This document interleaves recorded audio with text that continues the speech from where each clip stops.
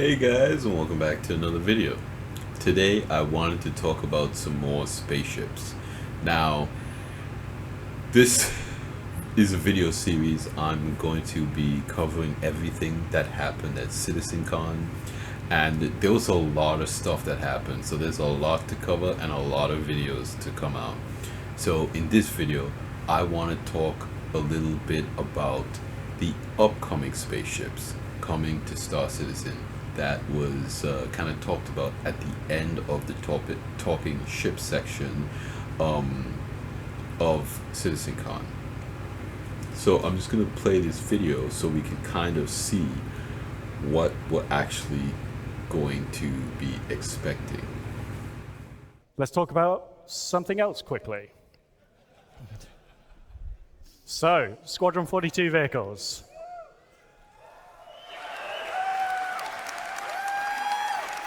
How many of you have an Idris of some kind? Right. So, we plan to deliver the Idris alongside the Squadron, and that doesn't mean just the M. We're going to deliver the M, the P, and the K kit all together in one delivery.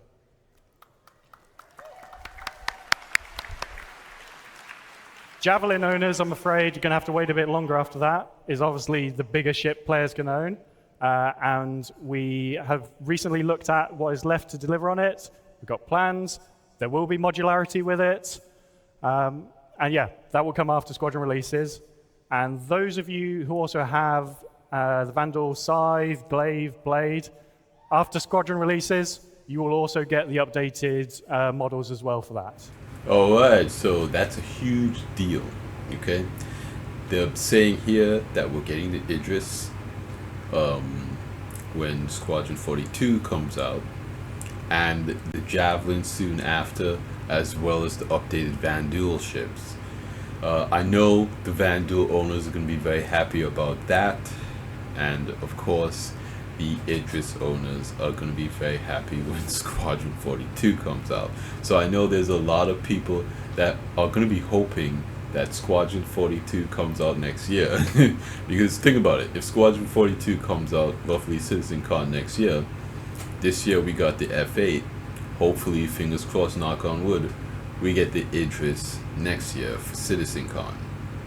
That would be huge.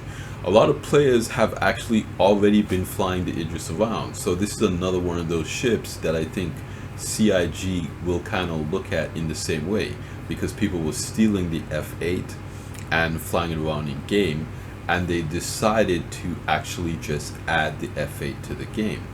So this is kind of, I think, a similar situation where people have already been flying the Idris around for a while now, and so now that Squadron 42 comes out, the kind of interior layout, you don't have to kind of worry about it being spoiled as much, although we kind of already know what the layout is going to be based on the holographic floor plan of the Idris. But being able to have it in our hands when Squadron 42 comes out, there will be a lot of people happy about that. What that means for the game, I don't know. It's going to be huge because the Idris is a dedicated ship carrier. I think it can hold 3 Gladiuses inside of the cargo hold area. It also has it will be basically the first kind of real capital ship that we have in the game. The 890 Jump is a luxury type of capital ship, but this is going to be like the first dedicated real capital ship we'll have in the game. You'll need a lot of players to man this ship. It has a very big gun. Again, it has a very large hangar that can accommodate 3 fighters, I believe. Again, I could be wrong about that. But the Idris is a very formidable ship in game, and I will be very excited to see all of the org battles and the fleet battles and the player battles. Almost as much, you know, I know there's a bunch of people who are excited for Squadron 42, but I'm sure the Idris owners are just as excited for Squadron 42 to come out now more than ever, because now they're getting their ships. And all the variants too, the M, the P, and the K kits. So then After that is the Javelin. This is going to be huge. Content creators like Ollie43, he earned the Javelin through having all of those referrals. So his community is going to be very excited, and I'm sure he will be very excited when Squadron 42 comes out, or after that he will get the Javelin. And then again, of course, the Vanwheel ship owners will get their ships around that same time. So I know a lot of people are now excited for Squadron 42 to come out because we're going to get some really cool ships with it. So next, we're going to move on to the mystery ships, the ships that are coming soon around the corner. And I kind of want to throw my 2 cents in there and kind of theory craft what they are. So now let's take a look at that. Alright, so now let's kind of go through and take a look at what we actually might get. And it says up here the next 12 months. So they'll be delivering this and more. Okay.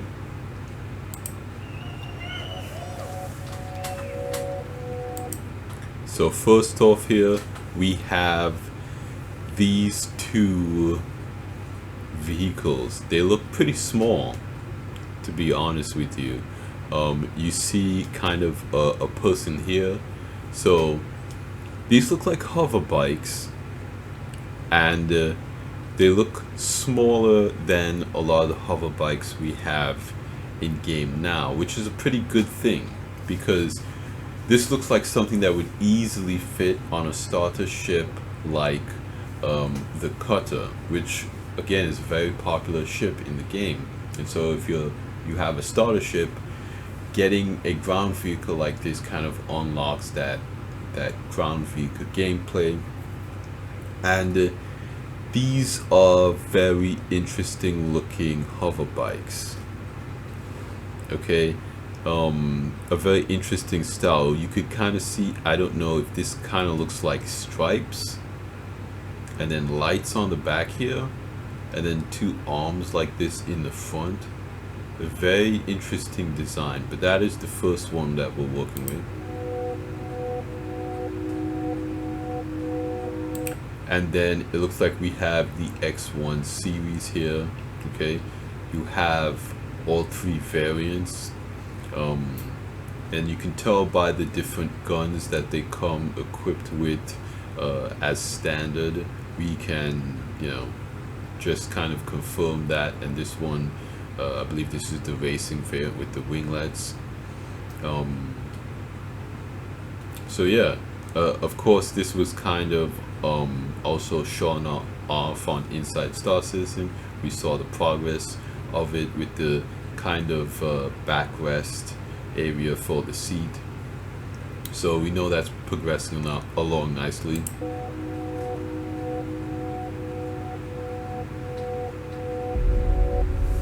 Okay, so then we have an Ursa Rover variant. This is the iconic silhouette of the Ursa Rover, so I don't think there's a lot of mystery there what vehicle this is.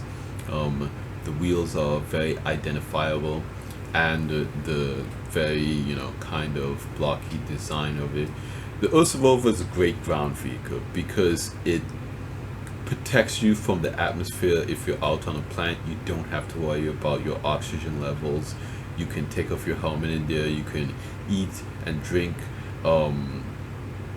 There's a little bit of room to move around, but we're not sure what variant this will be. So the Lynx is a kind of a luxury variant, but there are a lot of other kind of professions, kind of different roles that the Ursa would be good for. A lot of people have been theorizing that this might be an ambulance version, maybe it's a cargo version, because the standard Ursa Rover is a transport version, and of course the Lynx is a luxury transport version. So it lends to think that this might be a cargo version. I think that would be very useful in game. I know that also talking about the G12, which again we didn't really see here, but the G12 does have 2 SCU of cargo capability, so this might be a competitor to that. But yeah, another Ursavova variant would be a welcomed addition.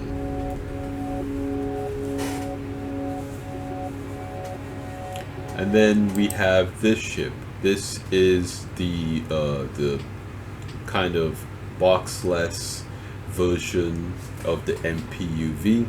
You can see here it has the little tractor beam on top, and this vehicle was actually already shown off to us with the Hull C commercial. In the Hull C commercial, we can actually see this vehicle loading cargo boxes on the cargo grids. So we can actually take a look at that right now. Alright, so now we can actually take a look at what's going on here, and actually I think I'm going to go ahead and slow it down a little bit so we can take a better look at everything that's going on in the scene.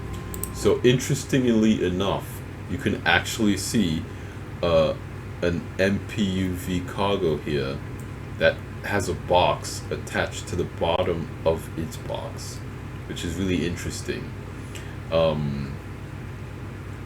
Like, again, I didn't really, yeah, okay, you see kind of a better picture of it right there. This is the MPUV cargo, and it has yeah, it has the box on the bottom of its box. Again, I don't know if it's supposed to be like that, but maybe it might be added functionality in the future.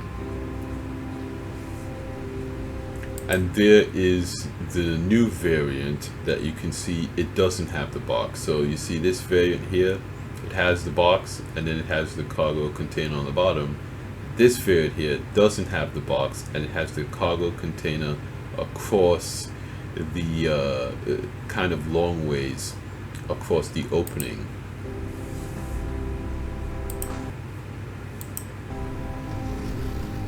And then it lets it go and it's on its way. So yeah, they kind of unveiled this ship to us in this Hull C commercial. So let's now go back and look at the rest of the ships.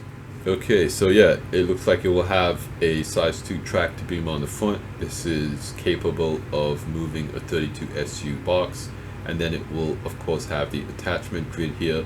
These landing gear look like they lift up, opening up this whole space on the bottom here so you can pick up boxes. So this might have like a magnetic cargo grid in this area right here, allowing you to pick up the box, and then you can apparently release it and put it on a cargo grid or drop it off where it needs to go.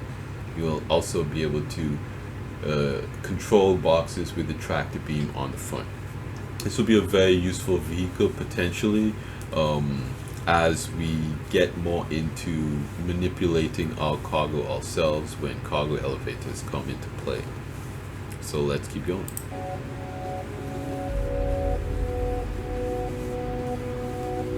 Alright, so then we have this ship. This is a very interesting ship.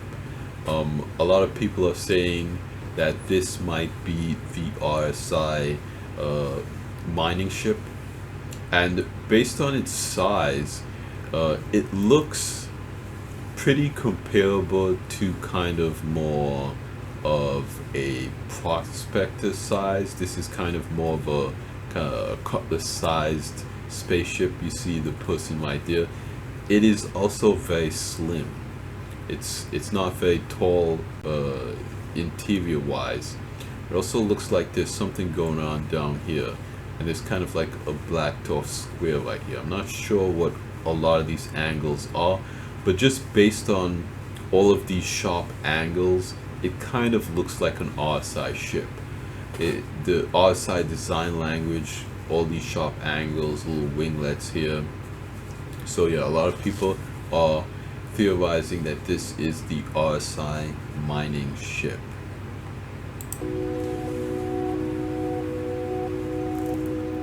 Very good looking. And then we have this ship. Now this ship is the one that's kind of throwing a lot of people for a loop. Now you could kind of see that there's some lighting here, but I can't get the image high resolution enough to read what this actually says. but some people are saying that this is Misk or Moai because they have that kind of design language. But this can also be a Jean ship because the Santakiai and their fighters, they have this kind of bubble cockpit, and all the other ships and vehicles have been facing this direction. So it's pretty safe to say that this will be the front of the ship, and this kind of round area here will be the cockpit. Based on that design, it looks like it could either be Misk, Moai, or a Xi'an ship, which would be really cool because right now we have the two fighters, and then we have the Raylin, and we have seen a little hints of the Raylin in the Squadron 42 update with the cast talking about seeing a Jean hauler ship, and kind of like a little teaser glimpse of the Raylin as a derelict in space in Squadron 42. So it's kind of assumed that the Raylin will be in Squadron 42. I don't know how soon we'll get it, but it might be interesting to see more Jean ships come to the verse. The alien ships are really cool. The Raylin, I think, is in a very interesting place as a cargo hauler. I don't know what profession this ship might be, but it doesn't look like it has landing gear. So that's the next interesting part. And again, only really Misk or Moai or the Jean ships kind of work like this. Or, I mean, for all we know, it could be Consolidated Outland, But I think our guess is pretty safe with something that's a little bit more alien, having these kind of two, parts coming out at the front. It really does look kind of like the Fury, just scaled up.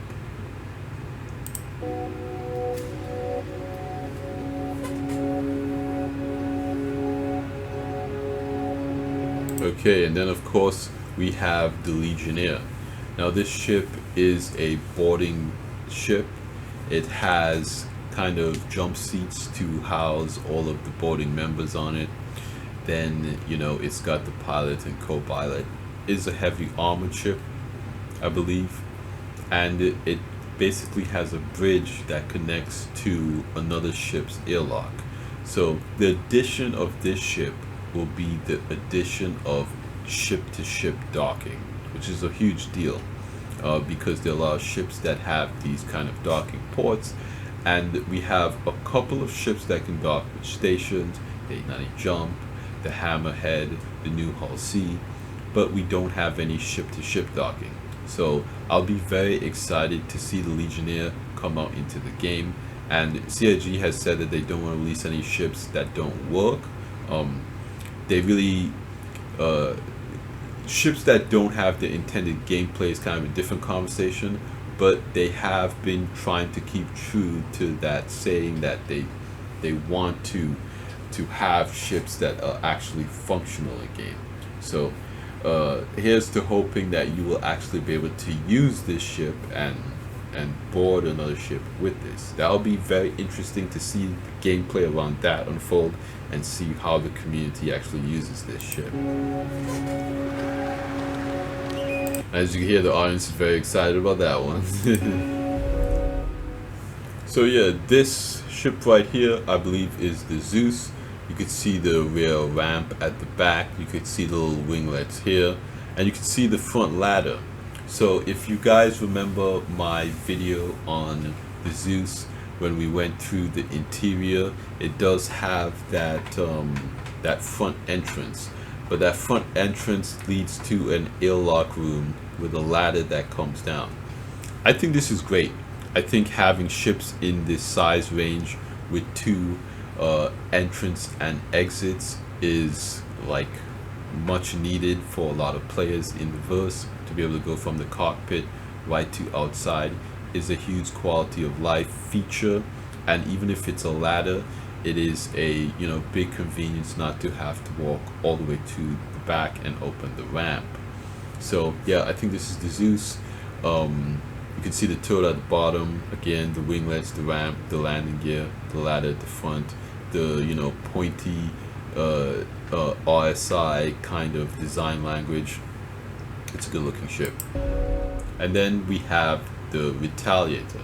Now, the Retaliator base is something that CIG could get off of the backlog and put into the player's hands. And now that we have modularity working in game with the Hull C, because the Hull C is able to work because they figured out modularity, and so we know modularity is working in the game, in the engine. We have a modular ship in the game right now.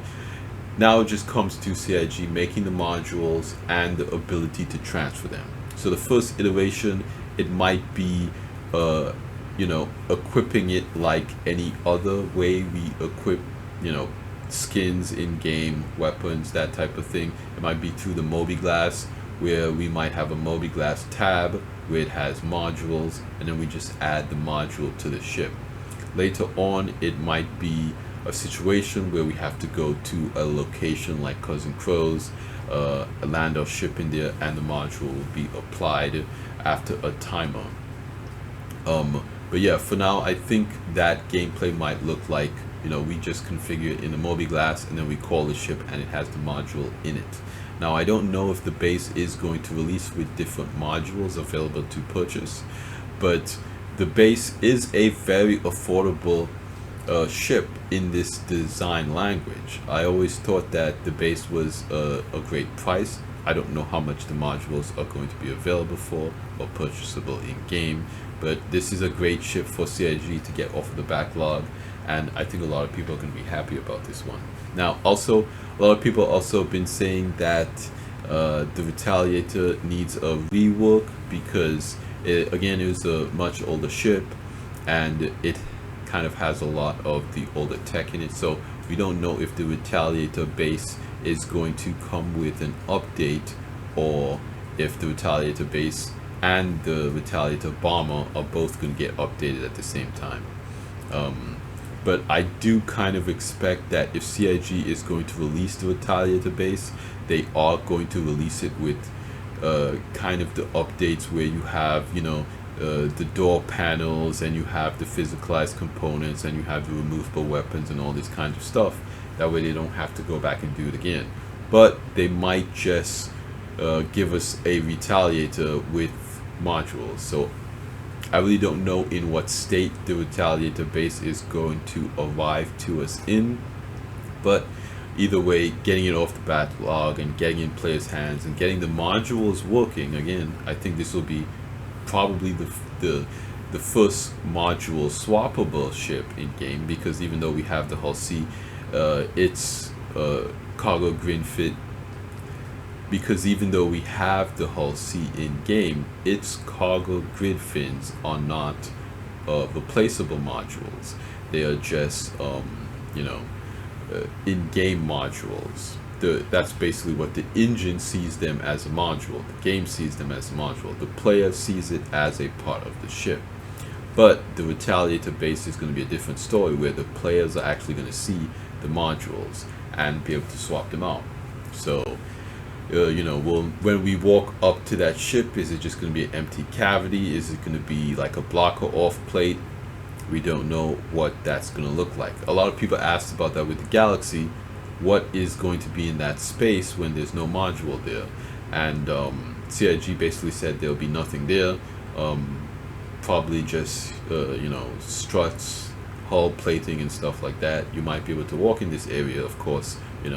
Nothing is really blocked off from players in Star Citizen, but it won't be a useful space if you don't have a module for the ship.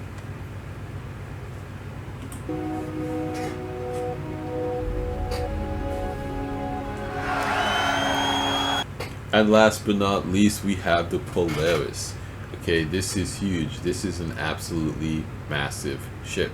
Okay, need a lot of players to man this one. It has a hangar for a medium class fighter. It has torpedoes, it has missiles, it has a lot of manned turrets, It has, you know, captain's quarters, you know, mess halls. It has a brig.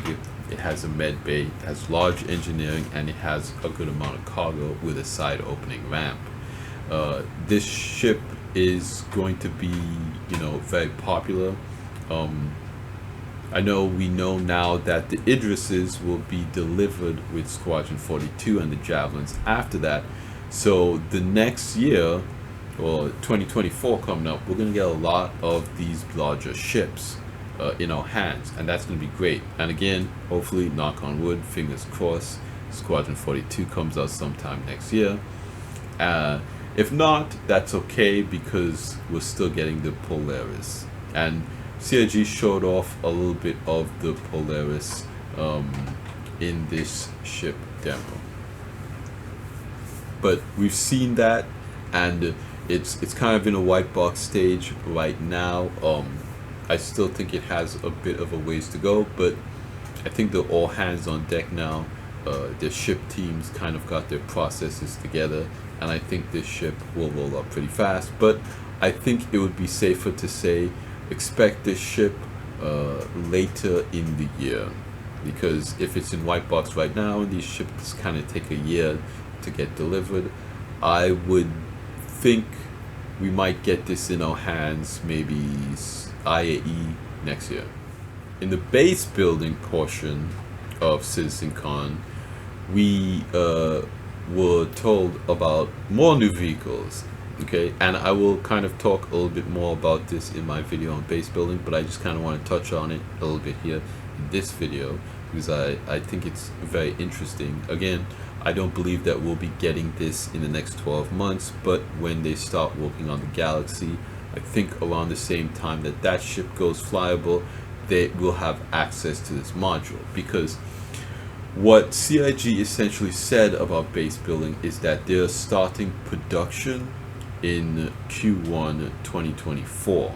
So that essentially means if they're working on, you know, getting that out around that time, that can only mean they will need vehicles or ways for players to actually build those bases. So I really don't believe that we're going to be getting base building next year, but we'll definitely find out more about it next year, because we really don't have any vehicles right now that can build bases. But as you see here, we have this very small surveying tool here. Then we have this ground vehicle, and this looks like an Atlas platform vehicle, kind of like the Ballista or the Spartan or the Centurion. And I love this. I've said it from before about the Atlas platform. The Atlas platform front end looks like it would lend itself very nicely for a tow front style ground vehicle. So you would have this in the back here, and this module will essentially manufacture bases. This could also be a type of crafting machine that builds a little bit more than bases. You can see it has a very large antenna here, so maybe this is, you know, where you have your land claim stake and you start building from this point. And then of course we have Galaxy. Now we know the Galaxy has a refinery module, the Galaxy has a medical module, and it has a cargo module. But now, seeing that it has a base building module on it, the Galaxy is a very capable ship. Then last, of course, but not least, we have the Pioneer. This is a very cool ship that is designed for base building. Pioneer can do it all, and it still works as a mobile base, and we'll talk about some of the more expanded features that we're adding to it in later on. So yeah, you guys, those are the ships that is looking like we might be getting in the next 12 months. Let me know what you guys think in the comments down below. And other than that, that's going to be it for me here today, you guys. Thanks for hanging out with me again. And like I say at the end of all these videos, like the video if you liked it, subscribe if you want to see more, and I will see you guys in the next one. Salute.